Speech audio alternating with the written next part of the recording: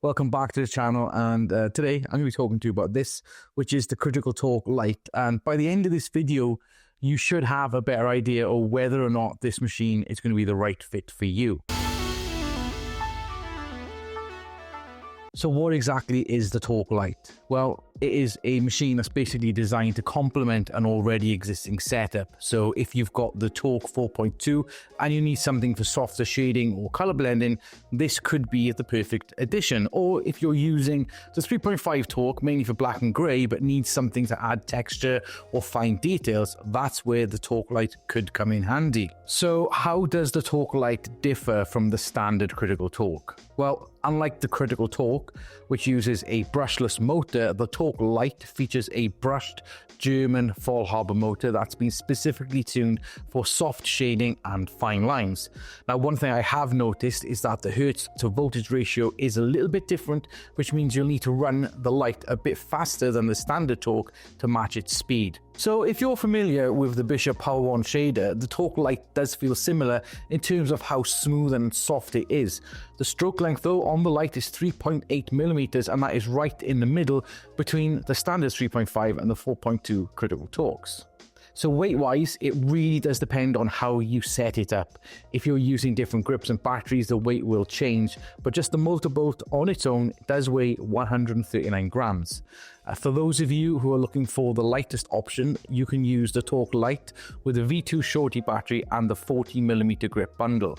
Alright, so as for size, the motor bolt alone, it measures around about 6.5 centimeters in length, and the diameter you're probably looking around about, I don't know, about 3.5 centimeters. So it's quite small, and in comparison to the standard Critical Torque, it's a lot shorter. Just like the original Critical Torque, the Lite does have a vibration dampening solution. I think this one might be internal because they don't have the rubber bit on the bottom, like the standard Critical Torque, but I will say using it, I haven't really noticed much vibration, so it must work. Now, when it comes to compatibility, the Torque Lite does fit perfectly into the Critical ecosystem. Obviously, you know, it works well with the Critical V2, the V2 Shorty, the V3, and also the new Musa Toku universal battery.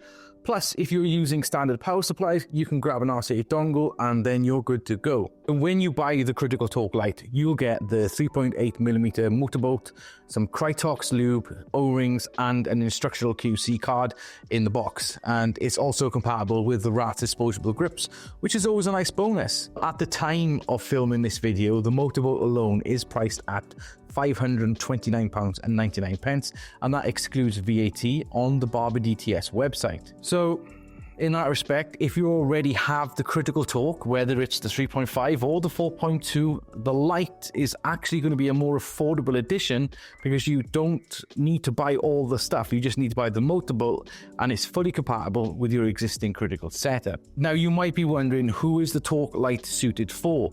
The answer isn't exactly straightforward, to be fair. The machine is incredibly versatile, so it works well for fine lines, soft shading, color blending, and I would say it does really nice color packing with smaller needle groupings. So yeah, I've been using it for a few months, and I have tried it with a bunch of different stuff, and some styles and some needle groupings it handles well, others not so much. Okay, so the strengths of this machine. I think, you know, fine lines, shading, color blending, and sculpting lines with smaller needle groupings.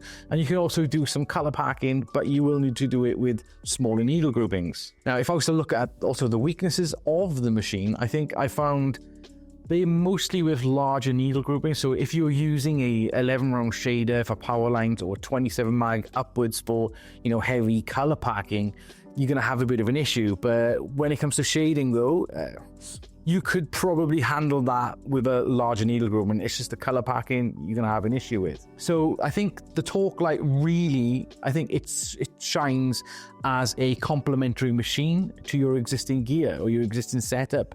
If you're using the 4.2 and the 3.8 together, you've got a really versatile setup, especially if you do a wide variety of tattoo styles. You know, I found that that's what I have ended up using it with the majority of the time. All right, so to sum it up, I think the Torque Lite is definitely a solid machine. It's well built, it's put together, it does exactly what it says in the tin. You know, it's a fine liner, shader, color blender. So if you're after a machine for that, this could be the one for you, and it will definitely fit in with your ecosystem if you are somebody that uses the Critical Torque already. If you have found this video helpful at all, don't forget to hit like, drop a comment and all that stuff with your thoughts. If there's anything I've left out, pop it below.